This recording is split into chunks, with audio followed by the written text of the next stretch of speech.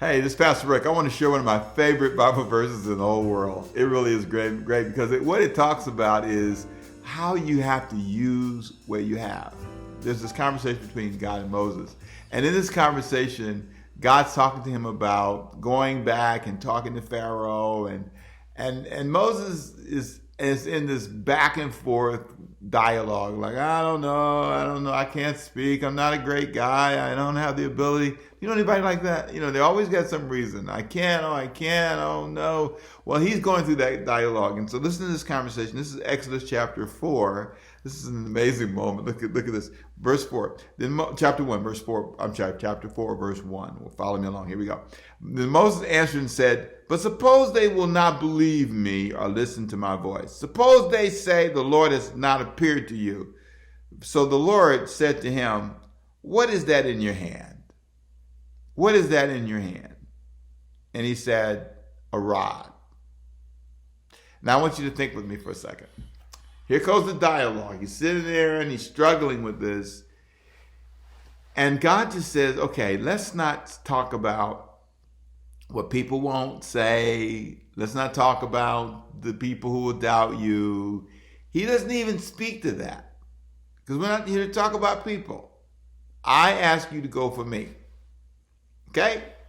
And I'm asking you one question. What do you have in your hand? What do you have? What's in your hand? He said a rod, a stick. That's all I got. Shepherd's stick. You know what I'm saying? Use it with the sheep. Keep them in check. He says, okay, let's start with that. One thing you're going to learn in dealing with God is he always starts with what you have, not your cousin, your brother, your friend, or anybody else. It's what you have. So if God's going to bless me, if God's going to use me, if he's going to send me to do something, he's going to start with what I have. You know, David had a slingshot. That's it. God starts with what you have. It's what you have that starts. That's where the fight begins. And I'm telling you, if you can learn that it doesn't matter what your sister has. It doesn't matter how intelligent they are, how educated they are. He starts with your 5th grade education. He starts with your high school education. God starts with what you have. He said, I got a rod. And here's what he tells him. This is important. This next verse. Look at verse 3. He said to him in Exodus 4:3, cast it on the ground. So he cast it on the ground and it became a serpent. And Moses took off. He fled. But notice how he did it. God said, I'm going to use what you have in your hand. And then I'm going to take it and make it miraculous. I'm going to make a miracle happen with your 12th grade education. I'm going to make a miracle happen, man, with your divorce record. I'm going to take your life, as jacked up as it's been, and drugs or whatever happened in your life or your criminal record. I'm going to start with that, and I'm going to use that, and I'm going to bless you from where you are. You don't have to be anybody else. You don't have to pretend you're somebody else. You don't have to have what somebody else has. You don't have to look as good as somebody. He'll take your nappy hair. He'll take whatever you got, your one tooth in the middle. You got one tooth right there. God will take that one tooth and make it work. If you slurp, he'll take your slurping. Whatever you got, he'll make it work. And you need to understand that's how he works.